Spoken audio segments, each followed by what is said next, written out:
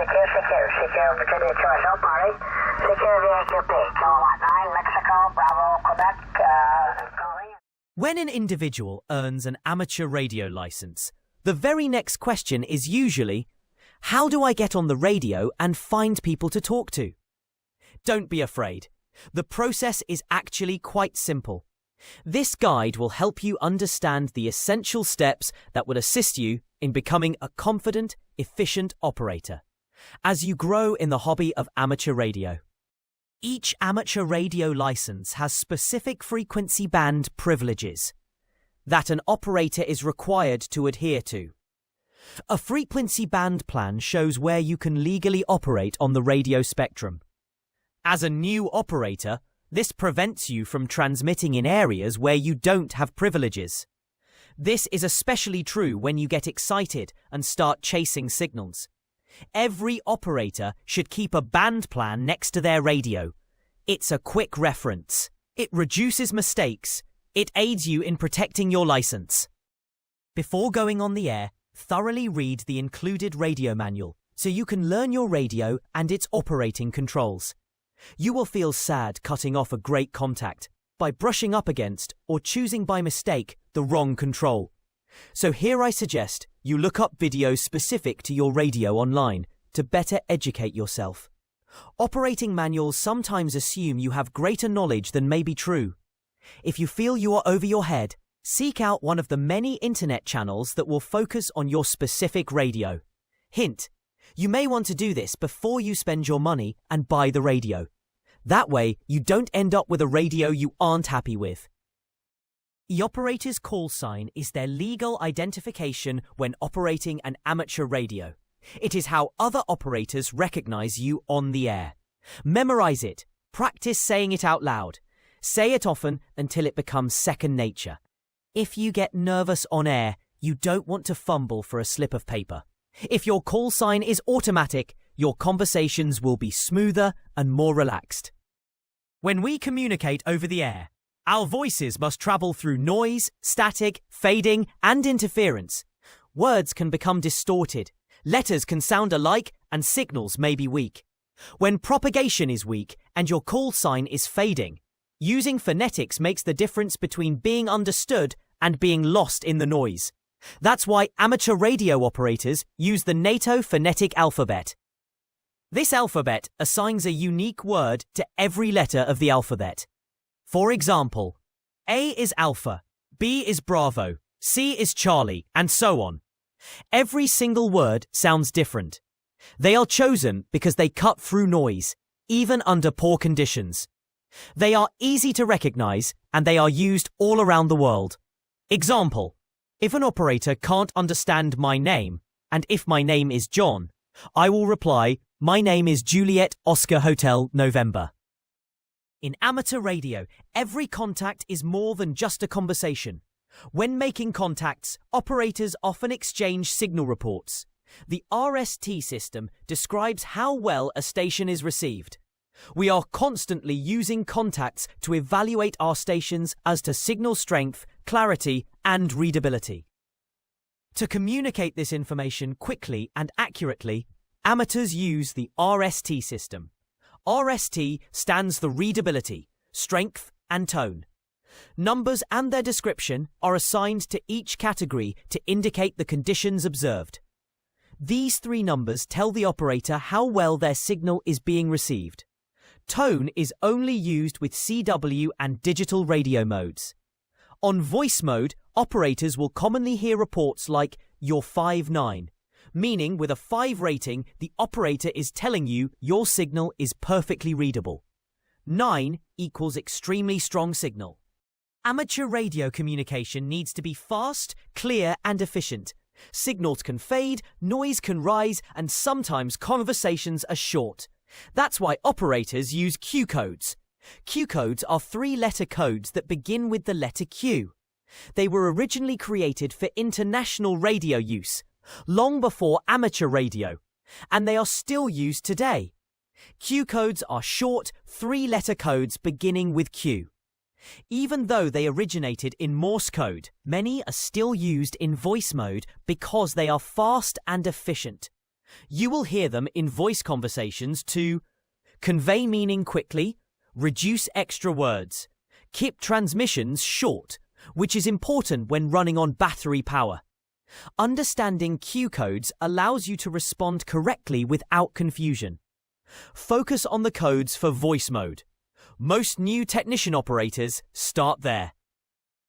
Before you ever key up your microphone, take a moment to simply listen.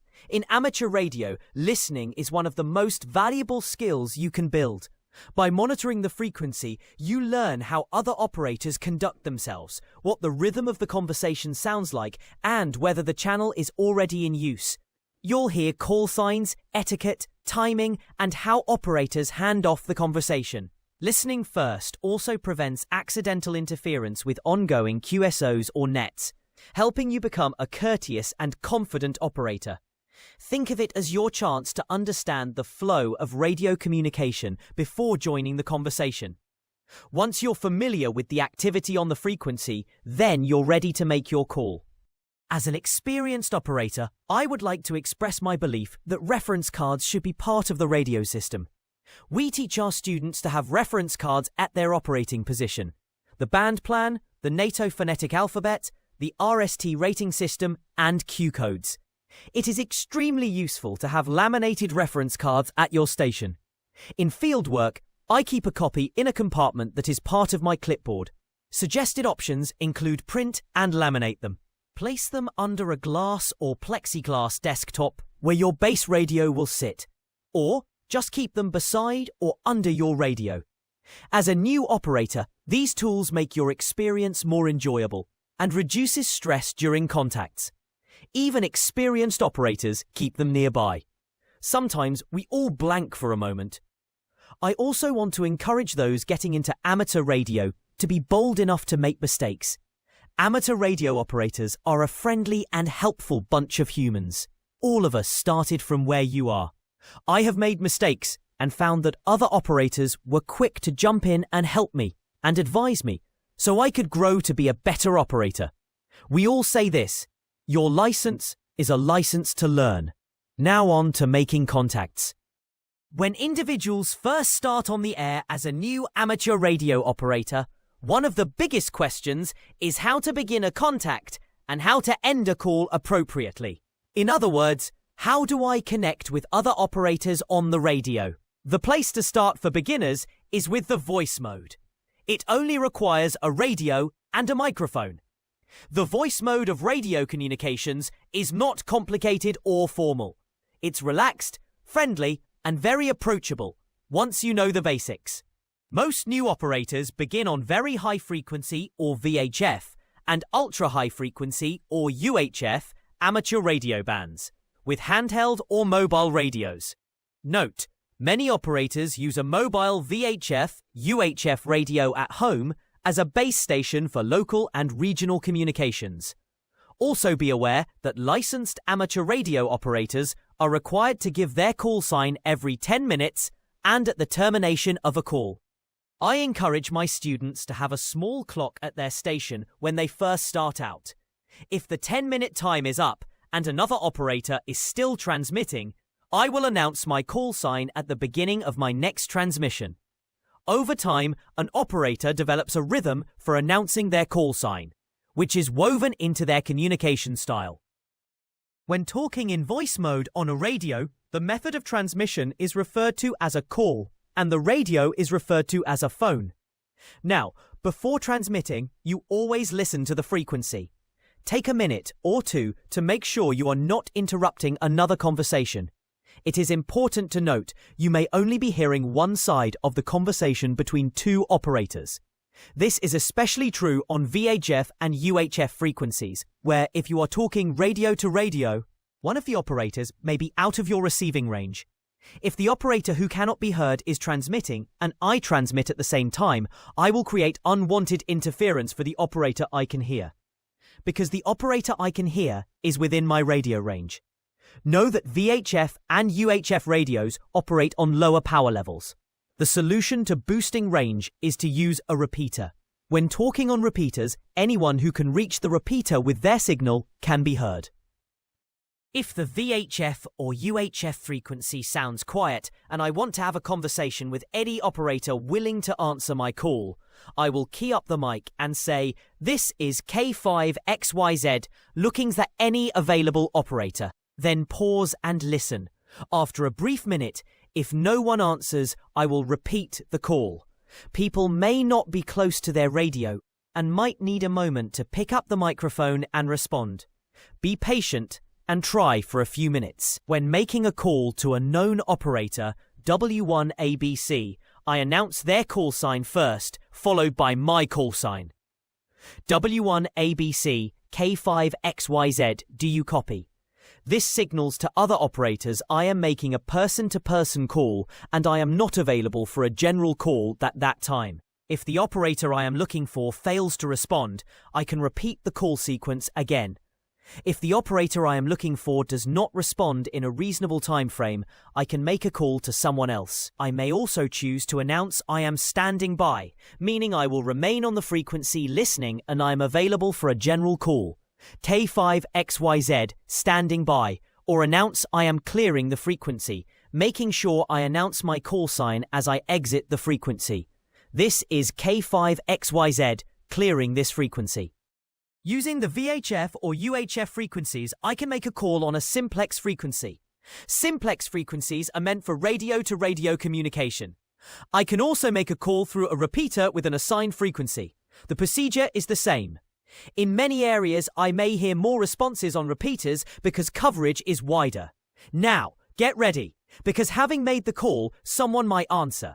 When someone answers, the responding operator will reply with my call sign first, followed by their call sign. K5XYZ, this is W1ABC, go ahead. Now we are connected. There is no strict format or script, just relaxed, polite and friendly conversation. Operators take turns talking, share information and enjoy the contact. When I need to terminate the call, it's very simple. I might say, I need to leave the frequency. And at that time, I will make any final comments and say thanks for the conversation, and announce the responding operator's call sign followed by my call sign. Then I will say 73. W1ABC, K5XYZ, thanks for the call. 73. The other operator will reply with any final remarks and then finishes by saying my call sign and then their call sign with 73. K5XYZ, W1ABC, take care and 73.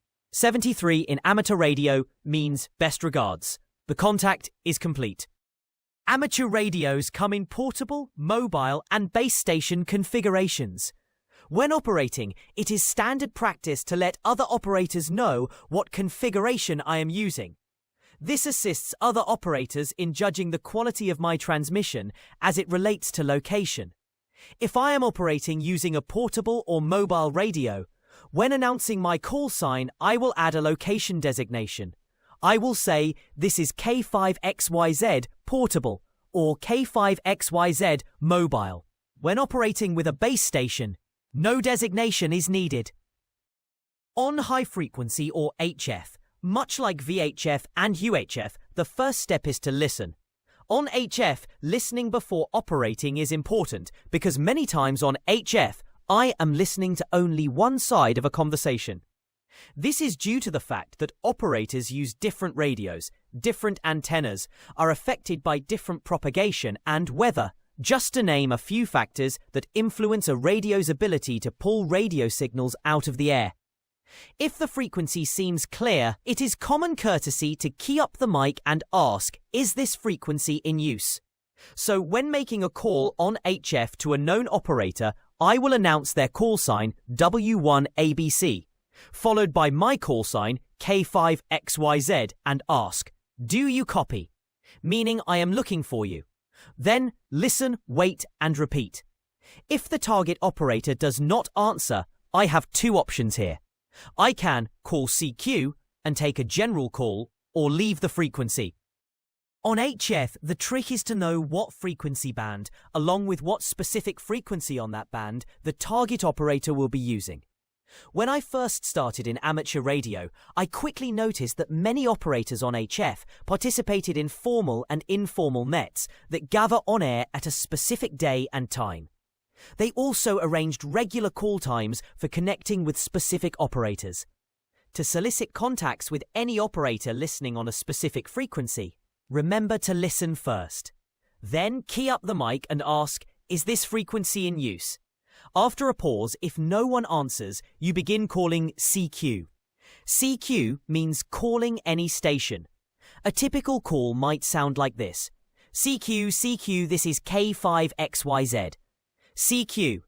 Then I pause and listen, then repeat the call. Sometimes people add a location to help find stations in a specific state or region. For example, CQ, CQ, K5XYZ looking for any station in New York. CQ, CQ. Be prepared and make patience part of the fun. It will pay off with great contacts. When I want long-distance contacts, known as DX, my call becomes more specific. DX indicates you are calling outside the United States. You might say, CQ, CQ, K5XYZ, DXing Europe, CQ, CQ, or DXing England, or DXing the Philippines. This indicates to other operators what country or region I'm looking to make contact with. If someone is not in that region, they will usually not answer, so that they won't interfere with my call. I will hear DX calls aimed at my part of the world too, and when that happens, I jump in. Some of the most surprising and memorable contacts happen this way, especially during good propagation. All of these techniques are simple, friendly, and easy to learn. Listen first, announce your call sign, be patient, enjoy the conversation, and finish with your call sign and 73. With just a little practice, starting and ending contacts becomes second nature, and the amateur radio world opens up with voices, friendships, and new experiences waiting on the air. Good afternoon, Tony. Whiskey 2 Alpha Juliet Victor. We have you, solid 59 in Noir Park, US 3310, Fort Custer, Michigan. What was the call sign? Whiskey 4 November Echo Mike, QSL.